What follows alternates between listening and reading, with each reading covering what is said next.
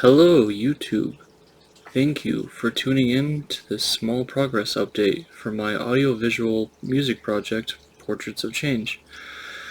I haven't been able to post much recently just because of how crazy busy I've been, dealing with school, finishing up the project in terms of the hardware, and collaborating with developers to finalize the software for the first public performance. And I will be able to post the date for that pretty soon, and you'll be able to check it out streamed, and I'll also definitely post it on YouTube for sure. First, I just want to give a shout out to Brad at Sadly It's Bradley for featuring my project in a recent video he made. It is so much fun to see other people discover my project, and it really does warm my heart, when people enjoy my work and share it, so thank you. So this update I'm not really going to be sharing a lot of software or anything like that.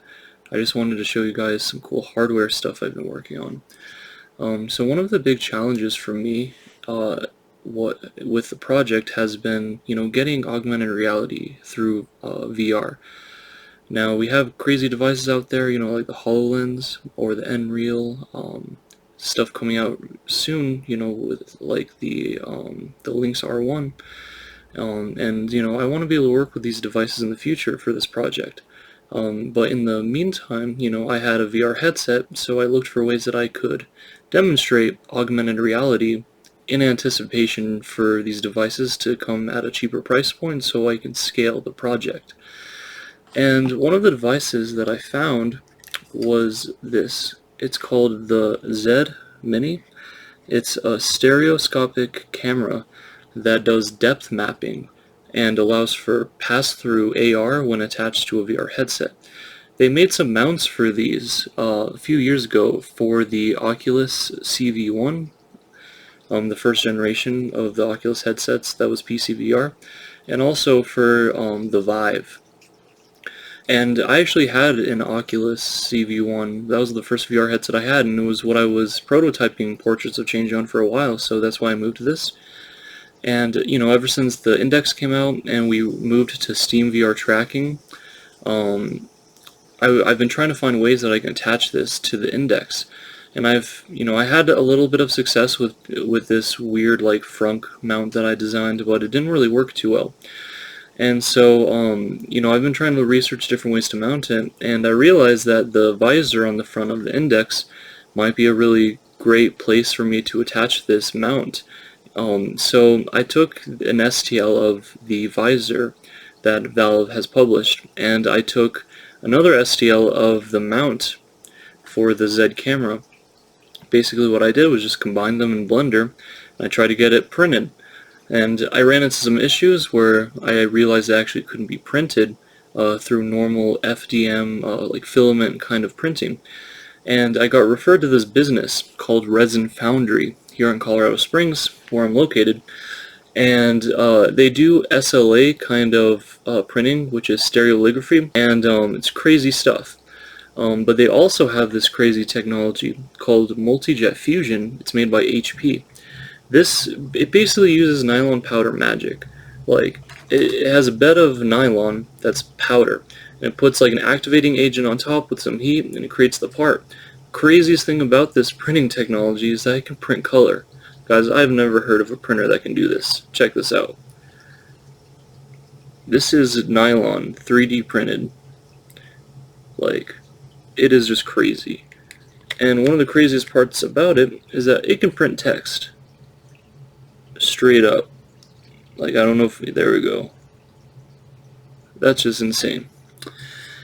So I managed to get a mold printed, or not a mold, a part printed, and this is what I got going. So I was able to have my logo for the project prominently displayed on the front, printed, and I'm very, very satisfied with this part. It doesn't even look 3D printed, honestly. Managed to glue on some magnets to the back, and yeah guys, it is just a snap fit with the ZED Mini. Check this out. So you have the part, just put it on top, Make sure it's lined up. Bam. The camera fits really nicely with the part. Now here I can take this front part off real quick.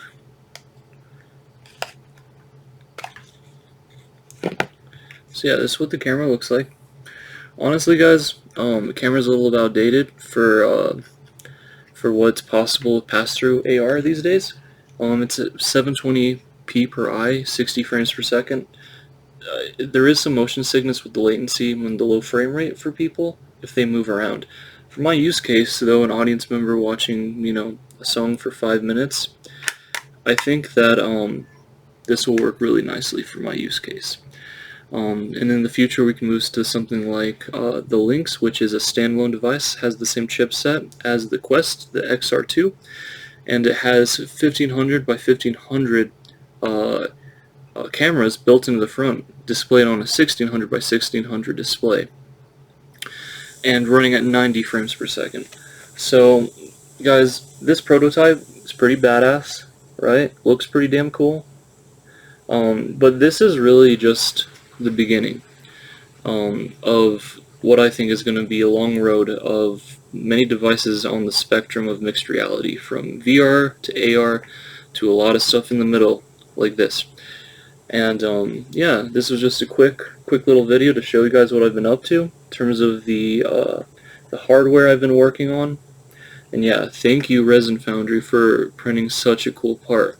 When we do scale this to multiple headsets, to like the Lynx, I'm sure we can, get change the faceplate of that, and hopefully we can mess around with more colors and stuff like that. It's just cool technology, guys. It's what I'm all about. Trying to bridge music and the arts with STEM and technology and engineering. I think there's just a lot of cool experiences when you can merge those two things. Anyway, guys, that's just a quick little video. I gotta go to college now, real quick, an hour drive. But now that I have this device really securely mounted to the VR headset, I'm going to be able to start doing a lot more tests. Putting the Vive tracker on like a bass, I'm going to do really soon. I'm going to mess with MIDI drums, and just I'll upload these videos, and we'll make some jams. I'll do another video with the piano pretty soon here too. And in the next couple of months here, we'll have a full hour-long mixed reality music performance with multiple instruments, lots of different songs and styles of music. And really, I just want to be able to show you guys what's possible with this technology. Alright guys, thank you. Thanks for checking it out, and remember to subscribe.